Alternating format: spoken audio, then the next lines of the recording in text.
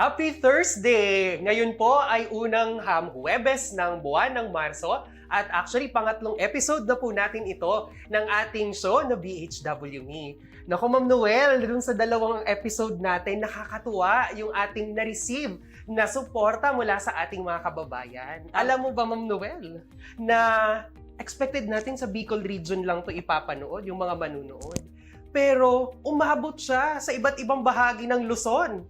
At hindi lang Luzon, umabot yan sa Visayas natin at umabot din sa Mindanao. So, ang dami-daming nanood ng ating show. Ayan, so nationwide pala ang reach ng BHWME, di ba, Doc Mon? Yes, nakakatuwa kasi may mga naglalagay sila doon ng mga comments nila kung saan sila nanood. Meron sa Cebu, may sa Iloilo, meron sa Mindanao. Sa inyo ba, nanood bang mga kabarangay mo? Yun na nga, Doc, may nakita ko doon, Doc, na comment. Watching from San Carlos, Tabaco City. So, kaway-kaway po sa mga kababayan ko mula sa San Carlos, Tabaco City. Salamat po sa inyong support. Nako, mukhang sinuportahan kayong inyong mga kabarangay. Yes naman, Doc. Nako, sa amin kaya sa Donsol, Sorsogon, may mga nanood kaya dyan. Mukhang madami naman I'm siguro. sure meron, Doc. Okay, so actually, yung dalawang episode po natin, yun po talaga yung, actually kahit tayo, kabado tayo dun sa first two episodes natin. Pero again, maraming salamat po sa inyong suporta na binigay po sa amin doon. Ayan, at sana patuloy nila tayong suportahan. Yes, kasi ngayon, again, pangatlong episode pa lang po natin ito. At ngayon po ay pag-uusapan po natin ang isa sa mga importante ulit na mga health na topics.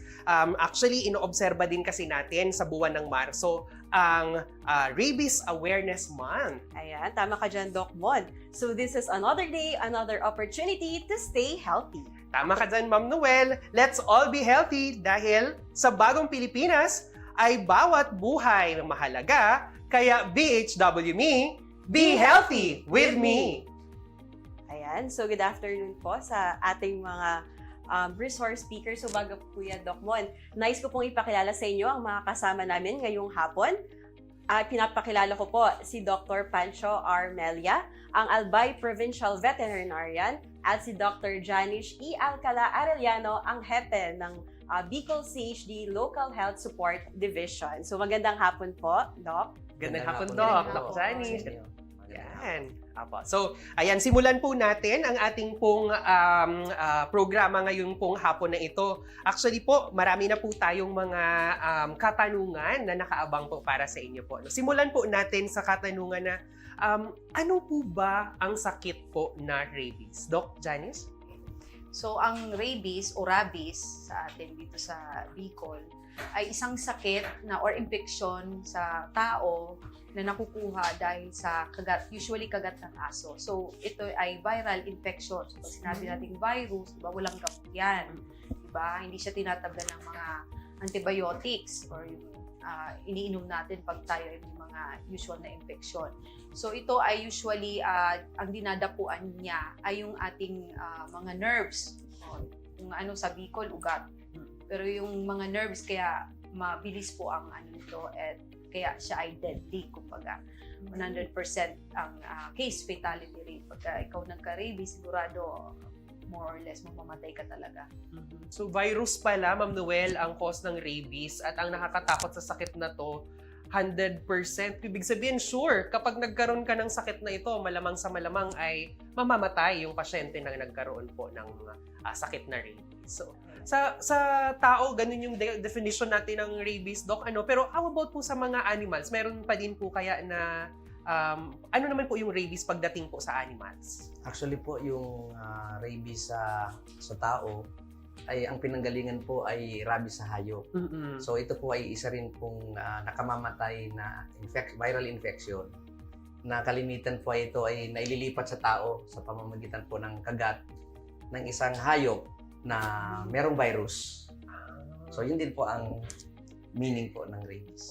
So galing sa aso, kinagat yung tao, nagkaroon ng rabies yung tao, kaya nagresulta sa maaring sakit na rabies na maghahantong sa kamatayan, Ma'am Noel.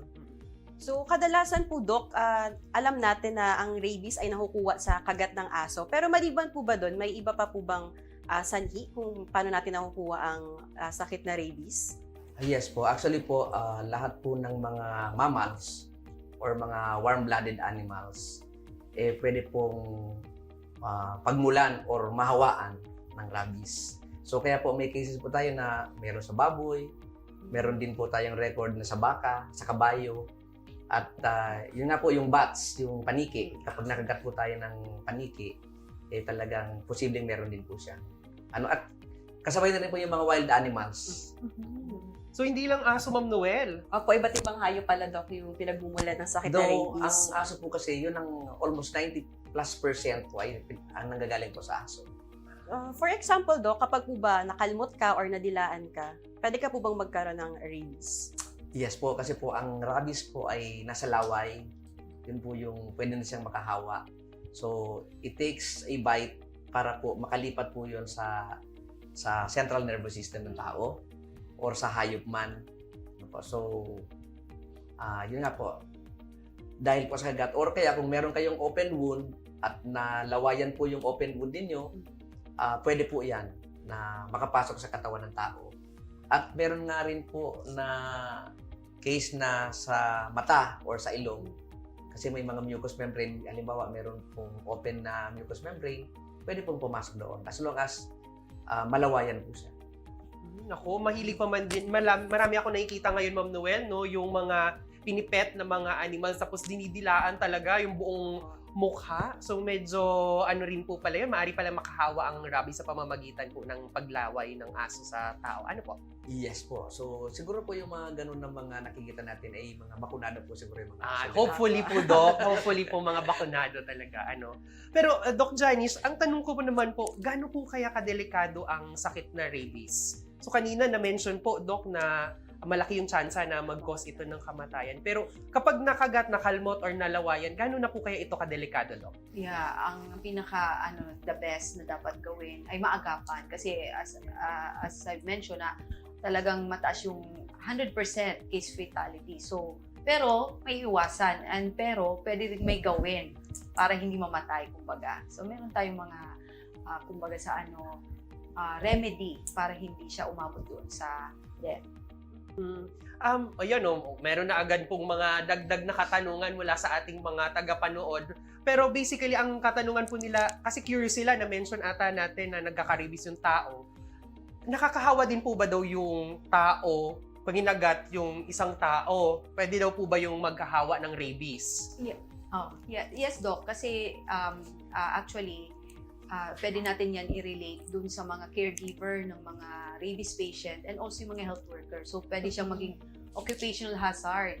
Diba? Kasi like yung mga health workers natin sa hospitals, pagka nag-care sila ng mga patient, pwede silang, kung hindi sila naka-PPE, wala silang mga protection sa kanilang katawan, pwede silang magkaroon ng rabies din, mahawa sila doon sa pag-alaga doon sa pasyenteng may rabies. Okay, so nakakahawa rin po pala. Pwede pala yung taong may rabies ay makahawa din sa kapwa-tao.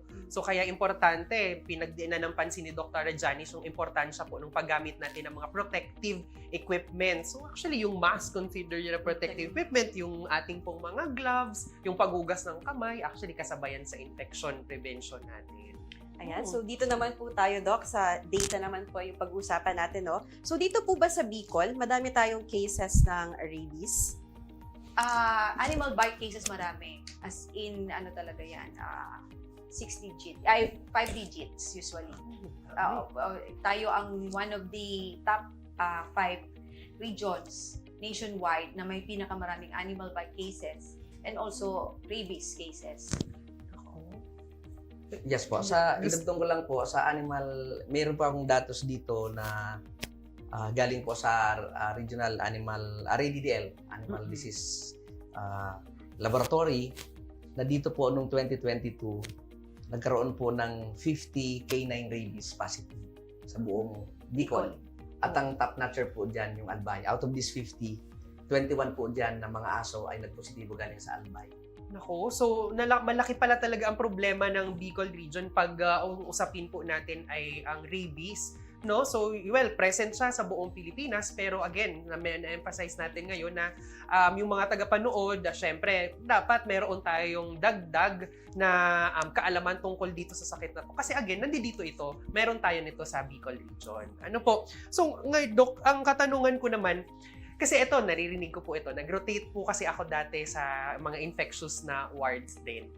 Ang nami-mention doon, kapag summertime daw, kasi mainit, summer, parang expected na tataas yung mga kaso ng sakit na rabies. Ngayon, di ba, Doc, Ma'am Noel, nararamdaman ko na yung init ng panahon ngayon. Simula na siya, Doc. Marso na ngayon. Susunod nito, summertime na. So, ang tanong, related po ba ang sakit po na rabies sa period or yung season tulad po ng summer?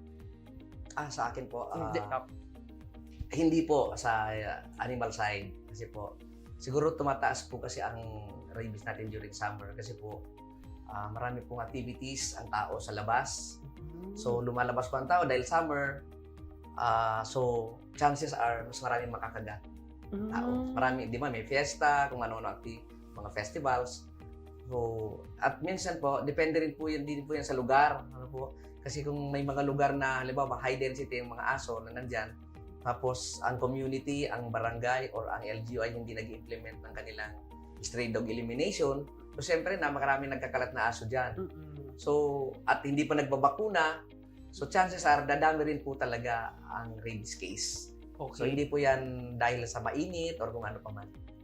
So, kasi tama, no? Kasi kapag summertime, lahat tayo ayaw sa loob ng bahay kasi Yes. mainit, kagala ka talaga. Gusto talaga yung outing daw kapag summer time. Fiesta. So, mas malaki yung chance na magkita, magtagpo ang aso at ang tao. Yes. Okay, so more chances na makakagat nga naman. Doc, idagdag ko din kasi dati, 'di ba, ang summer bakasyon niya ng mga bata. Yes. Usually ang mga kalaro ng bata ay mga aso. So, pero ngayon 'di ba na iba na yung natin, yung pasukan. Yes. Yung pag Opo. summer may pasok pa din. So, pag ganun, yun na nga, isa din sa mga reason yan kung bakit mataas ang cases during summer. Okay. Pero Doc, follow up ko dun, kasi di ba pag mainit yung panahon, parang nakikita ko po uncomfortable din yung mga aso, yung mga pusa. Dahil siguro din sa init ng panahon, kasi sa tao nga, meron din tayong mga heat stroke or heat-related illnesses. Meron din po bang ganun? Mas nagiging irritable din po ba yung mga aso or mga pusa kapag mainit din yung panahon? Yes po, kasi nakakaano rin sila ng discomfort. Ano po, kaya ang aso po ay usually naghahanap din po yan ng masisilungan. Kaya minsan kung nasa initan sila, talagang magano po ng mga hiding places yan. So, chances are kung nasa bahay sila, sa solar nila, nakakalabas po sila. Nako, so mukhang pag summer season, palang dobling ingat pala ako Oo. dapat sa pag ng mga aso kasi baka magalit sa akin. Ano? Ingat-ingat lang tayo, Doc. Oo. Nai-stress din sila. May Opo. nai-stress din. Okay. Ayan. So, nababalitaan po natin, Doc, na kadalasan, stray dogs po yung nakakakagat. May programa po ba yung gobyerno para sa mga stray dogs? Sa part po ng Bicol CHD, meron po ba? More on human side tayo. So, yung sa atin is more on reminder sa mga tao na maging responsible pet owners, di ba? Kasi pag pet owner ka, dapat alagaan mo talaga yung mga mga aso or pusa or kung ano man. Basta yun yung paulit-ulit namin na nire-remind na alagaan ng mga pets. How about, Sir Doc, sa animal na side, meron din po ba tayong mga relevant po na mga programa para po mapanatili na mababa yung kaso ng rabies? Yes po, regarding po dito sa stray dog elimination, ang aming pong opisina ay nakamandato po kami na i-train po ang mga LGUs, yung ating mga dog catchers. So marami na po kayong mga LGUs, mga barangays na nag-train kami ng mga personnel nila para po hindi tayo ma-violate doon sa animal welfare. So may mga paraan din po kung paano i-implement po ang dog catching. Pangalawa po, so kung nag-conduct na po sila ng dog catching activities, dadalhin po kasi yan sa amin. Meron po tayong tinatawag na Albay Animal Pound. Ito po ay repository po ng mga lahat ng mga aso na na trap or na confiscate po or na impound po ng mga barangays, and ililipat po yan sa amin after 3 days. Binibigyan po natin ng 3 days po yan sa mga barangays para po mabigyan ng opportunity yung rightful owner na i-claim. So kapag hindi po yan claim, automatic po yan po ay dadalhin doon sa pound. At doon po sa pound, isa-subject na po yan for adoption. Pero bago po yan ipa-adapt, ito po yung ginagawa namin. Binabakunahan po yan sa rabies. Then kung ano po ay nagkakastrate po kami sa lalaki or nag-i-spay po kami sa babae. Para kung ma-adaptan po yan, ay hindi na po masyadong dumami ang mga aso natin sa community. So at least binabakunahan naman pala yung ating mga stray or yung mga for adoption na mga dogs. Siguro itanong ko na din kasi ako po mahilig din po ako sa immunization eh. So sa aso po, ano po ba yung schedule? May schedule po ba to or dosing ng ating pong pagpapabakuna sa mga aso, pet man yan or stray man yan? Yes po, sa rabies po, although may vaccination program po ang aso, so ang isa po dyan yung rabies, pero kinokonduct po yan 3 months old. So 3 months old pa lang pala. Okay, Oo. sige, titingnan ko yung mga may kakilala ako Tapos kung by yearly 3 na po months. siya. Okay. Yearly, kasi mag-expire po yan every year. Yeah, so Annual din. Sumunod ako dyan doon kasi yung dog ko na pakunahan ko na pa ng anti-rabies. So yearly mo din po bang binabakuna? Opo, yearly po. Okay, so yearly ang vaccination ng mga aso nagsisimula sa 3 months old. Okay, so pero Doc, ang sunod ko po doon na katanungan ay saan magpapabakuna yung ating pong mga kababayan kung meron mang silang pet na yung aso nila or yung pusa nila, saan po nila yung dadalhin? Meron po tayong meron tayong mga private clinics, yung mga kababayan po natin na mga may kaya. Siyempre meron po silang mga private veterinarians. Pero po yung mga wala, ito na po yung meron tayong provincial ordinance. Meron po dapat na mandatory vaccination po, mass vaccination ng dog na ikaw conduct sa mga barangays. Tuwing kailan po ito, Doc, usually kinakandak? Meron bang, kasi kung expected na mag-increase ng summer, meron po ba tayong programa na before summer ay may mass vaccination Yes din po. Sa practice po namin, talaga during summer time. Kasi po, base po sa ordinansa, inoobligan na rin po kasi natin na ang aso ay i-registro. So, ang registration po ng mga dogs, ang mass registration, dapat po yan conduct ng mga February. Para po, isa na rin po ang bakit nag-register para malaman po natin yung numero ng mga aso for our preparation sa mga vaccines. Ano po? So, after nyan, ang susunod po niyan dapat vaccination na kasi nakabili na tayo ng bakuna, ang mga barangay.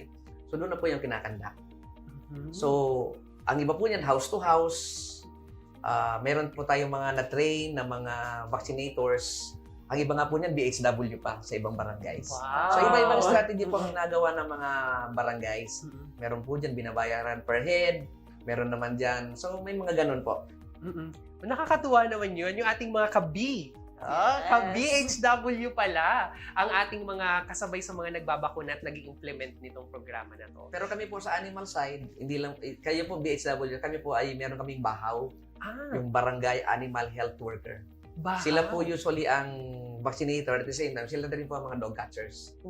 May BHW pala sa tao tapos may bahaw din sa ating mga animals. So, ano yung natutunan ako bago ngayon, Ma'am Noel? Ngayon ko lang din yan narinig doon. Oo. Bahaw. So, hopefully, ayan, natutunan natin may mga bahaw pala tayo sa community, no? So, ayan, Ma'am Noel, nako, mukhang madami na pong nag-send ng ating mga katanungan. So, sa ating pong mga tagapanood ng BHW Me, kung meron po kayong mga katanungan, gusto nyo pong itanong sa ating pong mga kasama po ngayong hapon, maaari nyo po yung i-comment dito po sa ating live. O kaya kung nahihiya kayo, no, o pwede nyo po yung isend sa amin through a private message dito po sa ating pong DOH webpage.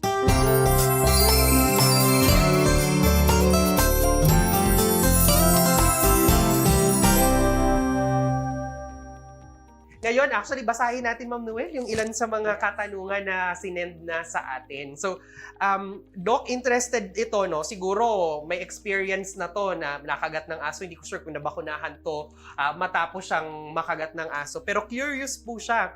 Doc, ano po ba ang signs and symptoms ng rabies? So, mukhang interesado siyang malaman ano nga ba ang sintomas o signs kung meron ng rabies ang isang tao.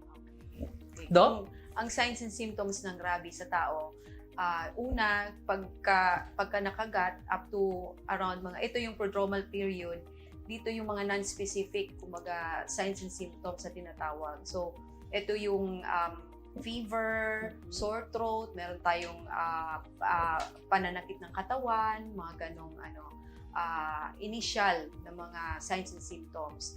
Then, after a few days, after the 10th day, meron tayong tinatawag na yung dalawang kind yung furious and yung dumb type. Yung so furious naman talagang meron tayong mga symptoms ng neurological symptoms, yung hypersalivation, yun yung naglalaway na, oo. So, merong mga hallucination, mga ganon. Disorientation, so merong ganon. And yung dumb type naman, yun yung may paralysis na. Naglalabot na yung katawan, then at the end, talagang may paralysis na pati sa paghinga. So yun yung pinaka symptoms. and then coma, and then eventual mamamatay talaga siya. Actually, mukhang may follow-up question dito. Totoo daw po ba, Doc, na kapag po may rabies ay takot sa tubig? Totoo ba yun, Doc?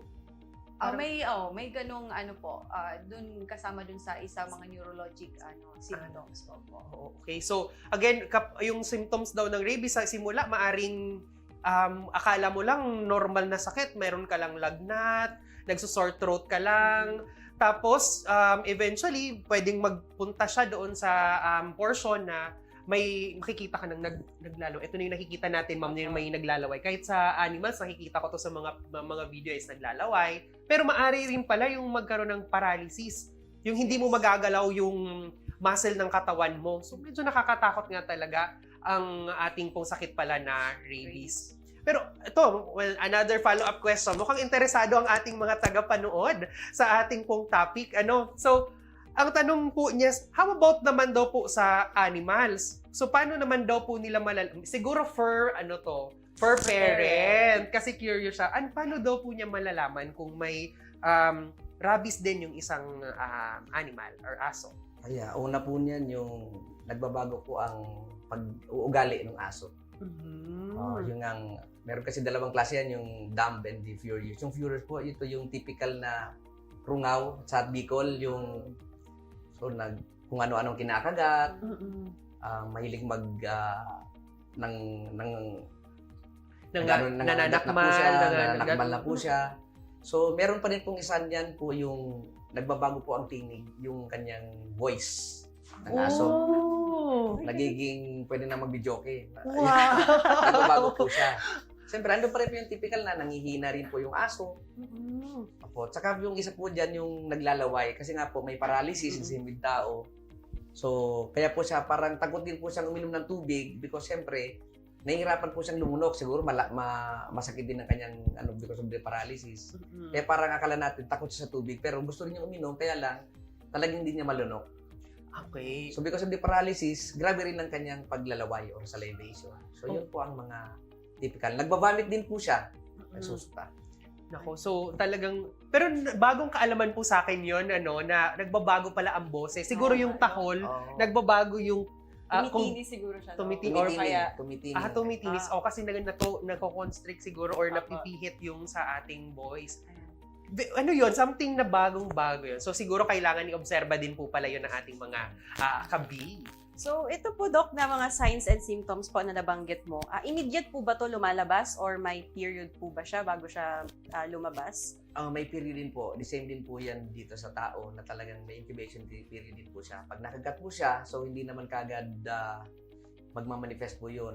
Magmamanifest yung ganung sign kapag nakarating na rin po yung virus sa utak din po ng aso. So, din po yan. Makikita natin, nabanggit natin ng mga signs kapag nasa brain na rin po.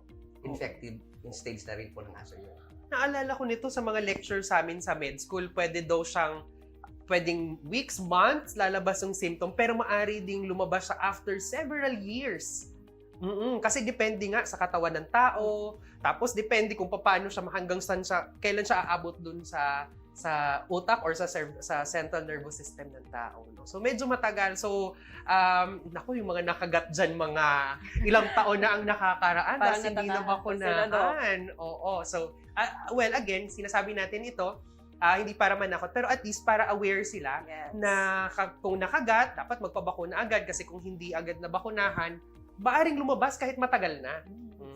Di ba? So, ngayon, ito, may katanungan ulit sa atin.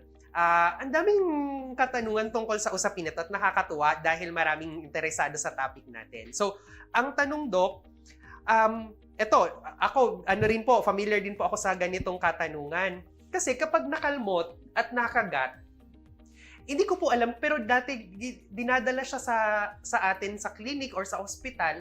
Ang kwento, tanungin mo, nung nakagat ka or nakalmot, dumugo ba? Hindi, Doc. Pero pinadugo ko na yan. So parang pinilit pa niyang dumugo yung sugat na yon. So ngayon, ang katanungan po, kapag ba nakalbot o nakagat, dapat po bang paduguin ang sugat? Doc, Janice? Yung sugat na hindi dumugo. Minsan kasi parang gas-gas or parang may lang yung hematoma or ang tawag sa atin ng hematoma. Oo, parang pasa. parang may pasa. Na masa. Tapos may sugat pero hindi siya dumugo. Mm-mm. So, minsan yun ang pinipilit paduguin. May mga category kasi tayo. Pag ganun, category 2 lang siya. Hindi siya talaga yung category 3 na tinatawag natin na may dumugo talaga. Pero hindi yan advisable na pinapadugo talaga kasi nai-increase mo yung chance na mag-travel pa yung virus papasok sa katawan. So, yun yung iwasan natin. So, ang pinaka-the best o pinaka-magandang gawin para maiwasan ito ay hugasan talaga ang sugat ng tubig at sabon. Actually, pwedeng detergent, tapos for about 10 minutes, dire-diretso yan na paghuhugas ng ng sugat. Okay, so hugas lang. Yun lang yung tip. Huwag nyo na pong paduduguin. Kasi kapag pinadugo nyo yan, mas lalo po nyo pang nagkaroon ng... Yung katawan kasi natin, yung skin, may barrier yan eh. So, ibig sabihin, parang may harang. Kapag pinadugo nyo, sisirain nyo yung harang, edi makakapasok yung virus sa loob ng katawan. So, wag na daw pong gawin yon. Ang gawin na lamang ay hugasang mabuti yung ating kalmot or yung pasa, just in case nagkaroon ng pasa. Wag nyo na pong paduguin. Pero syempre, dalhin na rin po yan agad nun sa pinakamalapit po na ating mga health facilities para ma-check. Kasi nga sabi ni Doktora, meron tayong categories. Depende kasi sa category po ng kagat ng aso, ganun din po yung ibibigay natin. May karampatan po siya na management or gamutan na gagawin. Ma'am Noel. So, another question po mula sa ating mga viewers, Doc Mon.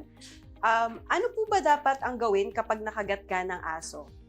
Para po sa animal side, Doc Melia, ano po ba dapat ang gawin? Kapag nakakagat po yung Nakakagat aso. yung aso. Opo, nakakagat yung aso. Bukod po sa reporting po ng pasyente sa barangay, kasi kailangan natin ma-monitor.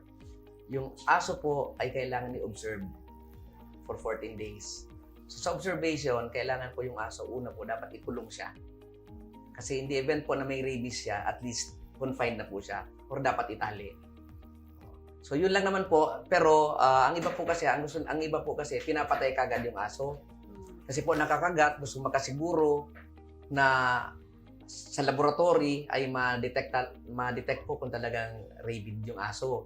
Hindi po yun dapat gawin. Kasi po, baka premature po yun, baka wala pa naman sa brain yung during na magkaroon ng kagat. Nagkakagat yung aso niya ay wala pa naman sa brain. Ibig sabihin, pagdating po sa laboratory po ay negative po yun. Kasi wala pa yung virus doon. But in fact, meron pala siyang virus. So, wag po natin papatayin yung aso. I-observe po natin yan for 14 days. Okay, so again, reminder po, kapag nakagat po kayo ng aso, wag niyo pong papatayin yung aso ha. Okay, so ang gagawin po natin ay babantayan po natin yung aso sa loob ng 2 linggo. Titingnan kasi din natin, siguro obserbahan natin, may pagbabago po ba yan nung kanina, yung tunog ng kanyang tahol, yung kanyang behavior, etc. Pero paano yun, Doc, kapag stray? For example, hindi mo kilala yung aso, naglalakad ka lang sa daan. Doon po papasok yung ating reporting. Yung nakagat na aso, immediately po ay i-report po yan sa barangay. Kasi po, kung ang barangay po ay nag-conduct ng registration, matitrace po yan kung kaninong aso po yun.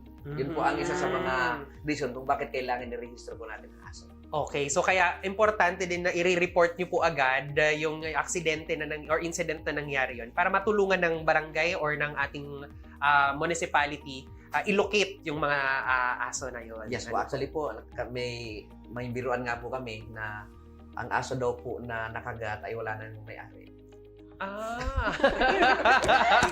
Iwas po sa responsibilidad. Oo. Kaya kailangan i-register po Bawal yan. din kainin. Dog. Ayaw po, bawal po. Hindi naman food animal po ang aso. Pet natin yan, mga Okay. kapamilya natin yan. Pero Dok, pag yung rabies po ba, na usapin ng pagkain, yung kung rabid po yung animal, tapos kinain, niluto, maaari pa rin po kayang magka-rabies? Pwede po. Sa process po ng pagkatay, pwede po yan. Pero po, alam naman natin na ang virus po ay namamatay sa 50 degrees centigrade. Hindi po ba? Apo. So, during the cooking, mamamatay naman po si virus. Unless na kumakain po kayo ng pulutan na kilawin ng tawag. Naku, oo. At linagyan mo pa ng, or dinakdakan, linagyan mo pa ng utak, Yes. talagang So po, sa proseso ng sa pagkatay. Diba, Pagkatay. natalsikan ka po nung brain, paghiwa mo, natalsikan ka na. Pero wag kaya, ibig sabihin, wag na lang, no, kawawa naman yung mga animals natin. Okay, Ma'am Noel? Sa part naman po, Doc, ng nakagat ng aso, ano po kaya yung dapat niyang gawin? Yun. Kailangan talaga ugasan ng mabuti yung sugat. Then, immediately pumunta sa pinakamalapit na Animal Bite Treatment Center para mabakunahan. So, wala tayong dapat sayangin na oras. Pumunta agad para maturukan ng bakuna. So immediately po, Doc, no, yung vaccination, kapag ka nakagat, dapat makapunta agad sa animal bite centers natin or ABCs para po mabigyan daw ng gamot. Pero how about, Doc, kung for example, medyo malayo siya, or sarado yung ABTC kasi gabi. Hanggang kailan po dapat po pwede makapagpabakuna? The soonest possible time. The soonest. So, Oo, kumbaga, pero- kinaumagahan. Yes, talaga, immediately. Kasi, ang virus, mabilis yan. Mag-travel. Ano nga yan 12 millimeter per May per tinatakbo day. din. Oo, yung virus, papunta sa nerves, hanggang umabot siya sa brain.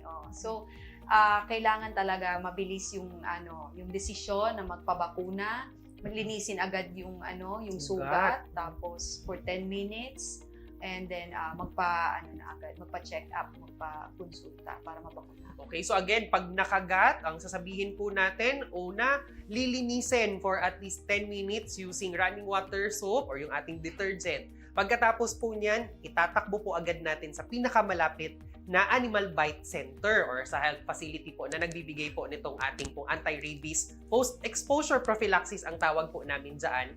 Kasi after nakagat, yun yung bibigyan mo ng gamot. At syempre, importante po dyan, the soonest possible. Kasi lagi yung naririnig ko, Dr. Janice, no? So parang, Doc, sarado naman kasi, Doc, yung facility. So ang sagot doon, kung hindi available, basta the soonest possible. Kasi ang mga tao, aantay, wala man nga, Doc, di man nasugat man lang, di man nga nagdugo. Pero again, dapat po, pumunta po kayo para ma-assess yan. Okay, Ma'am Noel? So, Doc Janice, paano naman po kapag hindi sila nagpabakuna? Ano pong mangyayari sa taong nakagat? Yun. Mataas ang possibility ng magkaroon talaga sila ng rabies. And syempre inobserve din yung dog. Makikita nila yung behavior ng dog. Pagka talagang nakikita doon yung mga symptoms ng rabies, mataas talaga ang chance na meron na rin na transmit or na transfer yun sa tao. So hindi maganda ang outcome. Dok, sa aso, di ba, before exposure, ibig sabihin, 3 months pa lang, wala pang anything, wala pang symptoms, nagbabakuna na, tapos yearly thereafter. How about, Dok, sa tao naman po? Pagkakagat, di ba, babakunahan on the day, pero ano po yung doses din po natin? Ilang bakuna po dapat? Meron tayong 3 doses, day 0, 3, 7. Tapos, meron tayong instruction dun sa mga hindi WHO pre-qualified yung vaccine kasi nagkaroon ng time na talagang wala tayong mga WHO pre-qualified na rabies vaccine. Kailangan ng isa pang dose. Yun. And, Okay, so 3 doses. Pag nakagat, 3 doses. Ngayong araw, kung kailan man po kayo naturukan, tapos magbibilang ng, Dok, 3 months po, no? 3 weeks. 3 days. 3 days. Oh, so days lang po Days. araw lang. So ngayon, magbibilang ka ng 3 days, tapos on day 3, tapos on day 7. So sa loob pala ng isang linggo, dapat ay makatatlo na ating pong bakuna. Pero Doc, at tanong dito, ayan, may mga interesado talagang ating mga tagapanood. Ang katanungan po ay, paano daw Doc kapag complete ang vaccination ng aso? Kumbaga, regularly pinapabakunahan. Tapos Doc, nakakagat siya. Pero yung tao po na yun, nakakumpleto na rin last month ng dose kasi mukhang mahilig magkagat siguro yung aso. So, yung aso, kompleto ang bakuna, yearly binabakunahan. Tapos yung tao naman po ay natapos niya yung 3 doses na yon. So, ang tanong, pareho po ba ang aso at ang pusa ang aso at ang tao ay kailangan din po bakunahan ng parang booster? Oh, pagka gano'n na na kumpleto naman yung kanyang bakuna, as in kumpleto na may proof na nakumpleto niya yung bakuna niya sa una, and yung dog may proof din na nabakunahan siya at least 2 years, then every year talagang continuous yung vaccination niya, pwedeng hindi na, wala nang additional vaccine. Pero kung kahit isang dose doon na hindi na kumpleto, wala tayong proof na nagsasabi yung sa dog side na nabakunahan talaga siya or nakakumpleto ng kanyang bakuna, and also sa tao, kailangan mag-booster at least 2 doses. So, magdalagdag pala ng 2 dose. Kung hindi na kumpleto yung dating dosage, tapos nakagat ulit. Ako, okay. So, yun. So, sa ating mga fur mommies at fur daddies, yan. So, lagi pa man din nakakalmot, nakakagat. So, dapat again siguraduhin, Doc, no? Mo Doc sa aso, bukod sa pag nakakagat po ba yung aso? Or nakagat siya ng isang aso? Meron din po bang gano'n na parang may booster din? Hindi na po. Actually po, 1 year po kasi baga ang ng vaccine.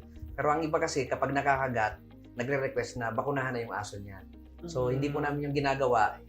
Pinapatapos po namin yung observation period na 14 days. Saka po namin yan, kung gustong magpabakuna, babakunahan po ulit. Okay. So, meron din pala ding, ang sa aso, meron din palang ganong sa side, no? So, Ma'am Noel? Another question po. Kapag po ba kumpleto ng bakuna ng isang aso, ligtas na po ba itong makadila o makakagat o makakalmot ng tao? Feeling ko sa'yo galing yung tanong, Ma'am Noel. Kasi very ba pet owner ka din. Yes. Oo. Hindi po 100% po ang bakuna, kahit po sa tao. So, ugaliin po natin na bilang mga fur parents, ugaliin po natin na laging pinapacheck up ng ating aso and be observant sa mga aso ninyo. Kasi po hindi po guarantee na bakunado na po siya ay wala na po siyang virus.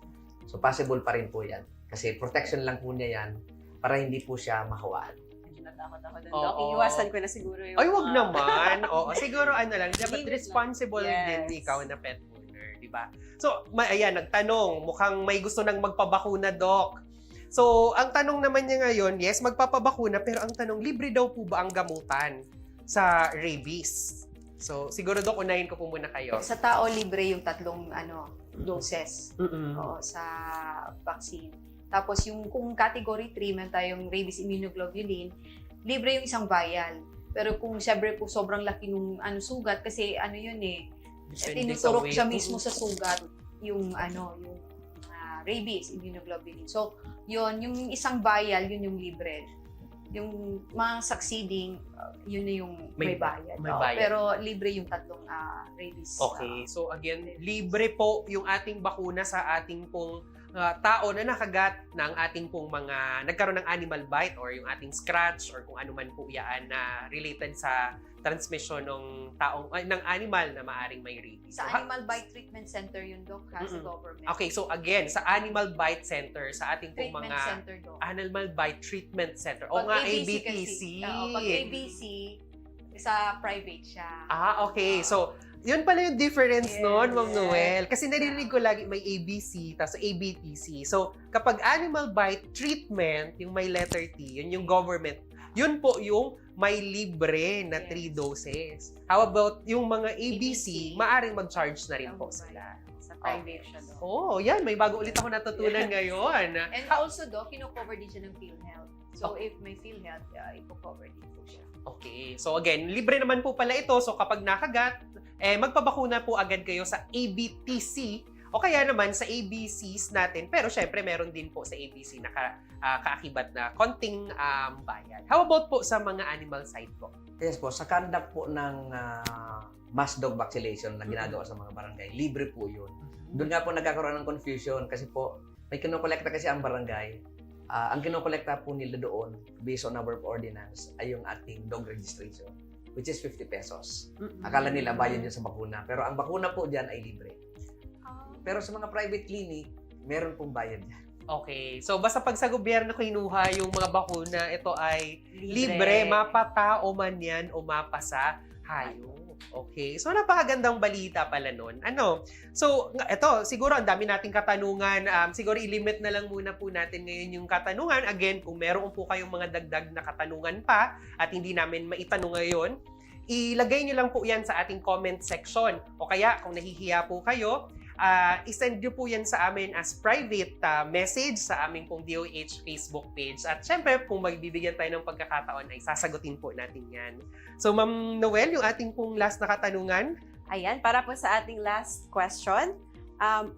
Sa aso po, ano ang kailangan gawin para makaiwas sa rabies?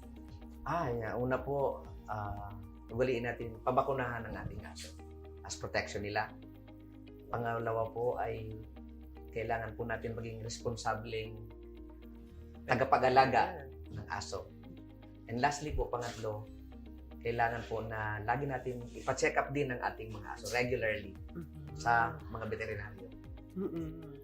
Dok, sige, follow-up question, Ma'am Noel. Kasi interesado ako dun sa responsible na pet Ay, ownership. may pangapat pa po pala. Ay, Sorry. ano yan? Yes, Doc.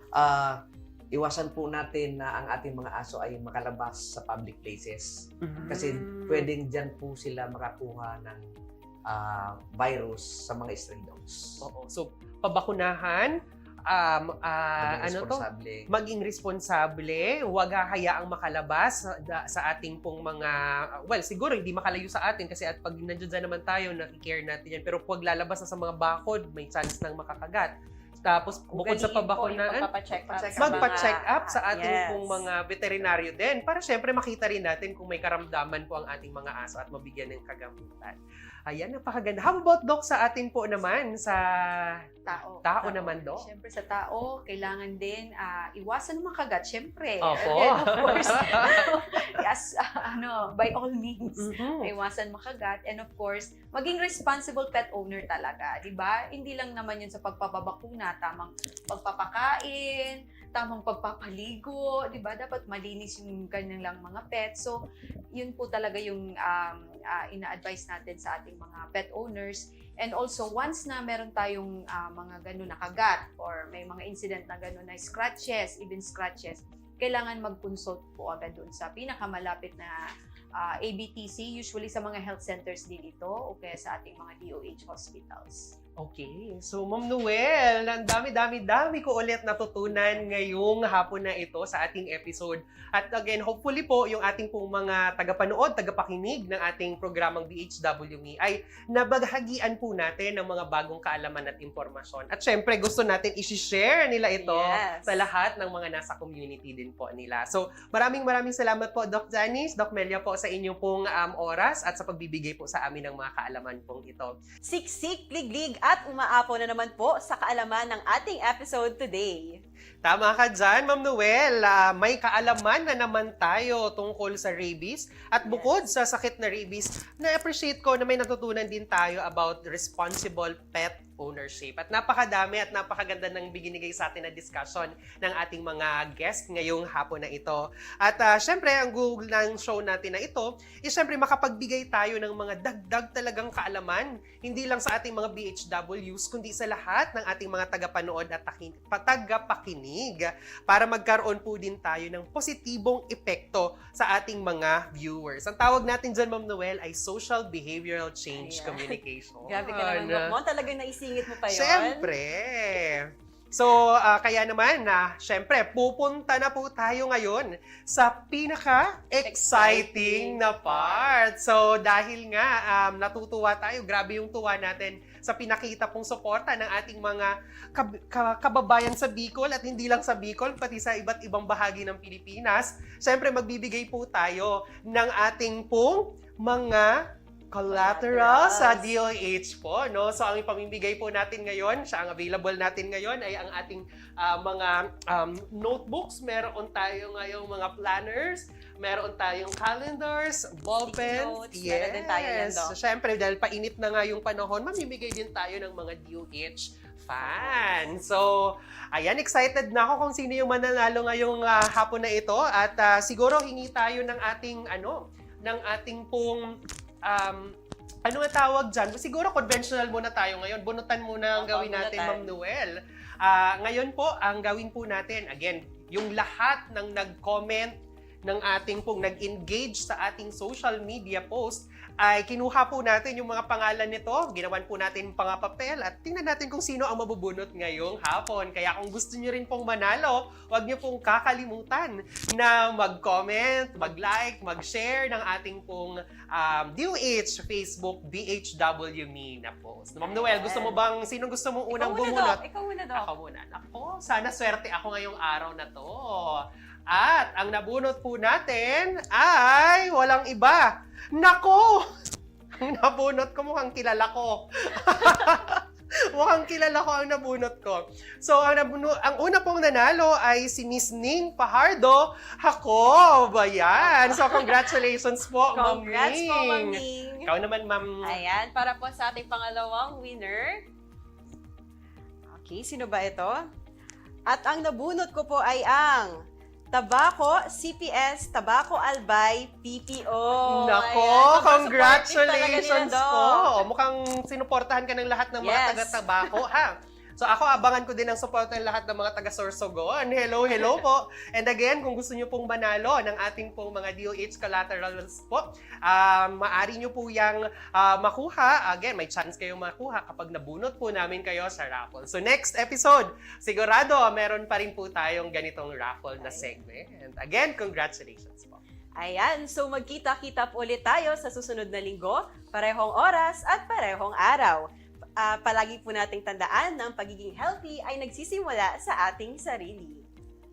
Tama ka dyan, Ma'am Noel. Kaya of course, let us all be healthy. Dahil sa bagong Pilipinas, bawat buhay ay mahalaga. Kasama ka, BHWMe, be healthy with me.